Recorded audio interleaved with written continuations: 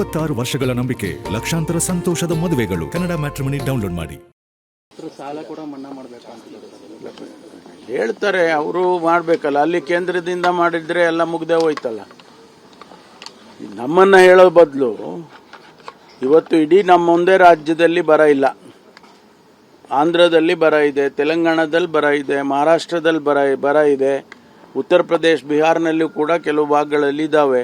ಹಾಗಾಗಿ ಇಡೀ ದೇಶದಲ್ಲಿ ಯಾವ ರೀತಿಯಲ್ಲಿ ಡಾಕ್ಟರ್ ಮನಮೋಹನ್ ಸಿಂಗ್ ಅವರು 72,000 ಕೋಟಿ ರೂಪಾಯಿ ಮನ್ನಾ ಮಾಡಿದರು, ಅದೇ ರೀತಿ ಕೇಂದ್ರ ಸರ್ಕಾರದವರು ಮನ್ನಾ ಮಾಡಿದರೆ ಇಡೀ ದೇಶದ ಎಲ್ಲ ರೈತರಿಗೆ ಕೂಡ ಅನುಕೂಲ ಆಗುತ್ತೆ.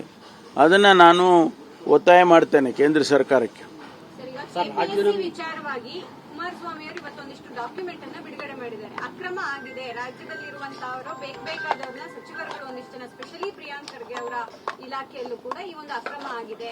ಯಾರ ಸಹಿ ಇಲ್ಲದೆ ಅವರು ಲಿಸ್ಟ್ ಅನ್ನ ಅನೌನ್ಸ್ ಮಾಡಿದ್ದಾರೆ ಅನ್ನುವಂತಹ ನಿಟ್ಟಿನಲ್ಲಿ ಇವತ್ತೊಂದಿಷ್ಟು ಡಾಕ್ಯುಮೆಂಟ್ ಅನ್ನ ಬಿಡುಗಡೆ ಮಾಡಿದ್ದಾರೆ. ಯಾವುದರ ಬಗ್ಗೆ? ಕೆಪಿಎಸ್ಸಿ ವಿಚಾರವಾಗಿ. ಕೆಪಿಎಸ್ಸಿ ಎಕ್ಸಾಮ್ಸ್ ಅಲ್ಲಿ ಅಕ್ರಮ ನಡೆದಿದೆ ಅನ್ನೋದು. ಗ್ರಾಮೀಣಾಭಿವೃದ್ಧಿ ಇಲಾಖೆಯಲ್ಲಿ 24 ಜನ EWE ನೇಮಕಾತಿ ವಿಚಾರ ಇಲ್ಲ, ಅದ್ರ ಬಗ್ಗೆ ನನಗೆ ಮಾಹಿತಿ ಇಲ್ಲ. ಯಾಕೆಂದ್ರೆ ಅವರು ಅದೇ ಒಂದು ಗೊಂದಲ ಆಗಿ ಕೂತಿದೆ. ಅದ್ರ ಬಗ್ಗೆ ನನಗೆ ಹೆಚ್ಚು ಮಾಹಿತಿ ಇಲ್ಲ. ನೇಪಾಳದ ವಿಚಾರದಲ್ಲಿ ಸರ್ ಈಗ 8 ಜನ ಅಂತ ಹೇಳಿದ್ರಿ, ಈಗ ನಂಬರ್ ಏನಾದ್ರು ಇನ್ಕ್ರೀಸ್ ಆಗಿದೆಯಾ? ಈಗಾಗಲೇ 12 ಅಂತ ಇದ್ದಾರೆ. ನನಗೆ ಬಂದ ಮಾಹಿತಿ ಈಗಾಗಲೇ 12 ಅಂದ್ರು. ಇನ್ನೂ ಹೆಚ್ಚು ಜನ ಇದ್ದಾರೆ ಕರ್ನಾಟಕದಿಂದ, ಇಡೀ ಕರ್ನಾಟಕದಿಂದ ಇನ್ನೂ ಹೆಚ್ಚು ಜನ ಇದ್ದಾರೆ ಅಂತೇಳಿ ಅದು ಅಪ್ಡೇಟ್ ಆದಂಗೆಲ್ಲ ಇನ್ಕ್ರೀಸ್ ಆಗ್ತಾ ಇದೆ. ಅದಕ್ಕೆ ಈಗ ನಾವು ಒಂದು ಅಧಿಕಾರಿಗಳನ್ನ ಅಲ್ಲಿಗೆ ಕಳಿಸ್ತಾ ಇದ್ವಿ, ಕಠ್ಮಂಡುಗೆ. ಅಲ್ಲಿಂದ ಮಾಹಿತಿಗಳು ತಗೊಳ್ತೀವಿ.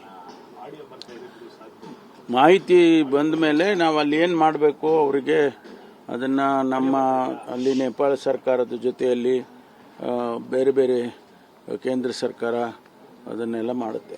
ಸರ್, ಈಗ ಒಂದು ನಾಗೇಂದ್ರ ವಿಚಾರದಲ್ಲಿ ಅವರು ಬೇರೆ ಬೇರೆ ಬಿಜೆಪಿ ಕೇಂದ್ರ ನಾಯಕರ ವಿರುದ್ಧನೂ ಆರೋಪಗಳಿದ್ದಾವೆ, ಗಂಭೀರ ಆರೋಪ ಅಂತ ನಾಗೇಂದ್ರ ಅವರು ಹೇಳ್ತಿದ್ರು.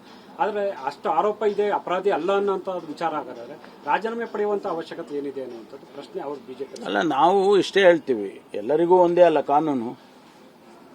ಯಾರ್ಯಾರಿಗೆ ಪ್ರಾಸಿಕ್ಯೂಷನ್ ಪರ್ಮಿಷನ್ ಕೊಡಬೇಕು ಅಂತ ಹೇಳಿ ಇದೆ. ನಮ್ಮ ರಾಜ್ಯಪಾಲರು ಪಿಕ್ ಅಂಡ್ ಚೂಸ್ ಮಾಡ್ತಾ ಇದ್ದಾರೆ. ಅವರೆಲ್ಲರಿಗೂ ಕೊಡಬೇಕಲ್ಲ. ಯಾರ್ಯಾರ ಮೇಲೆ ಇಂಥ ಆಪಾದನೆ ಮಾಡಿದೆ ಅವರ ಮೇಲೆ ಪ್ರಾಸಿಕ್ಯೂಷನ್ ಮಾಡೋದಕ್ಕೆ ಹಿಂದೆಲ್ಲ ಬೇಕಾದಷ್ಟು ಕೇಳಿದ್ದಾರೆ. ಅವಾಗ ಪ್ರಾಸಿಕ್ಯೂಷನ್ಗೆ ಪರ್ಮಿಷನ್ ಕೊಡಬೇಕಲ್ಲ ಅವರು. ಅದು ಎಲ್ಲರಿಗೂ ಕೊಟ್ಟರೆ ಅವಾಗ ಎಲ್ಲ ಕಾನೂನು ಎಲ್ಲರಿಗೂ ಒಂದೇ ಅಂತ ಆಗ್ತದೆ. ಪಿಕ್ ಅಂಡ್ ಚೂಸ್ ನಾಗೇಂದ್ರನಿಗೆ ಮಾತ್ರ ಪ್ರಾಸಿಕ್ಯೂಷನ್ಗೆ ಪರ್ಮಿಷನ್ ಕೇಳ್ಬೋದು, ಬೇರೆಯವರಿಗೆ ಕೇಳೋಂಗಿಲ್ಲ ಅಂತ ಹೇಳಿದ್ರೆ ಅದು ಸ್ಪಷ್ಟವಾಗಿ ಗೊತ್ತಾಗ್ತದೆ ಇದರಲ್ಲಿ ರಾಜಕೀಯ ಕಾರಣದಿಂದ ಮಾಡ್ತಾ ಇದ್ದಾರೆ ಅಂತೇಳಿ. ಈಗ ನಾಗೇಂದ್ರ, ರೇಣುಕಾಚಾರ್ಯ, ಜನಾರ್ದನ್ ರೆಡ್ಡಿ ಮೂವರದ್ದು ಕೇಳಿ ಕ್ಯಾಬಿನೆಟ್ ಸಲಹೆ ಕೇಳಿದ್ದಾರೆ. ನೀವು ಕ್ಯಾಬಿನೆಟ್ ಅಲ್ಲಿ ತೀರ್ಮಾನ ಮಾಡ್ತೀರಾ ಹೆಂಗೆ ಸರ್? ಅಲ್ಲ, ಕ್ಯಾಬಿನೆಟ್ಗೆ ಬಂದ ಮೇಲೆ ಅದರಲ್ಲಿ ಚರ್ಚೆ ಆಗಿ ಅಂತಿಮವಾಗಿ ಕ್ಯಾಬಿನೆಟ್ ಏನು ತೀರ್ಮಾನ ಮಾಡುತ್ತೆ ಅದ್ರ ತರ ಆಗುತ್ತೆ.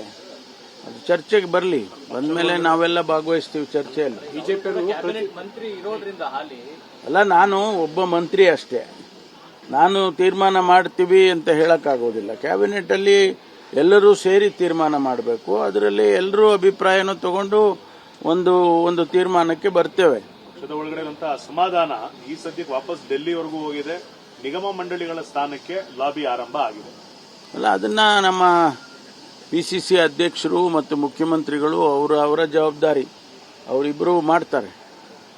ಆದಷ್ಟು ಶೀಘ್ರವಾಗಿ ಮಾಡ್ತೀವಿ ಅಂತ ಹೇಳಿದ್ದಾರೆ, ಈಗಾಗಲೇ ಮಾಡ್ತಾರೆ. ಓಕೆ. 26 ವರ್ಷಗಳ ನಂಬಿಕೆ, ಲಕ್ಷಾಂತರ ಸಂತೋಷದ ಮದುವೆಗಳು. ಕನ್ನಡ ಮ್ಯಾಟ್ರಿಮನಿ ಡೌನ್ಲೋಡ್ ಮಾಡಿ.